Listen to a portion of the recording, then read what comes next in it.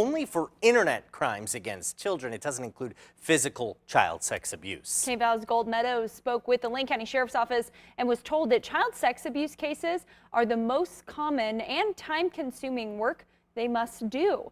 LCSO says it's also work that must often be done with the help of other local agencies.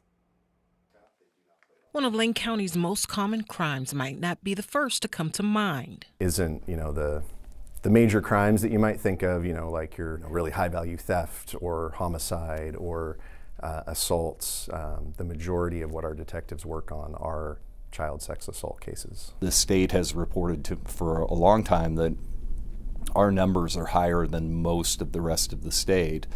And we knew this. We've unfortunately have been so under-resourced as far as law enforcement over the years that we've had a difficult time keeping up with the reports of these kinds of cases. LCSO says its 5 major crimes detectives at any given time have 5 to 10 child sex abuse cases apiece. The Lane County District Attorney tells us since the creation of the Internet Crimes Against Children Investigative Unit last year, the county's fight has intensified, and he believes penalties are tough for offenders. The Sheriff's Office, Eugene Police Department, Springfield Police Department have doubled and tripled their efforts. We have things like Jessica's Law, which ultimately would impose a potential 25-year sentence for those who would engage in sexual behavior with minors of a certain age. We have statutes like our luring and encouraging child sexual abuse and the like that ultimately do carry with them, pretty significant penalties. Each case can take months to lead to a conviction due to the need for strong evidence to land a conviction. Most involve multiple search warrants, subpoenas, and visits to homes to search for evidence. That includes searching phones, tablets, and conducting interviews.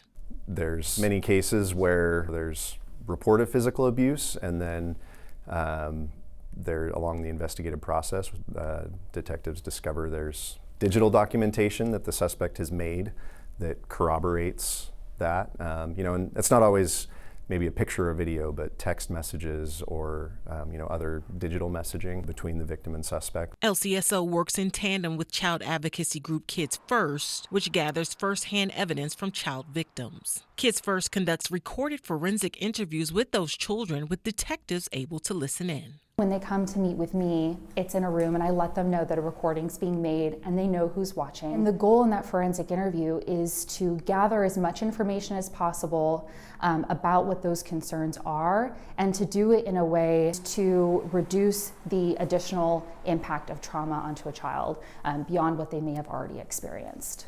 Kids First had close to 800 cases in 2024, and more than half of those children were under age 12.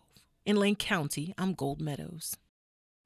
In Oregon, there are just over 32,000 level 1 and 2 sex offenders registered with law enforcement. Less than 2,000 level 3 offenders are on the state's public sex offender registry. Now, level 1 is a low-risk offender with a low risk of reoffending. Level 3 is considered the highest risk offenders who have a high risk of reoffending. LCSO says for internet crimes against children, those crimes typically are new offenders who have not yet been caught.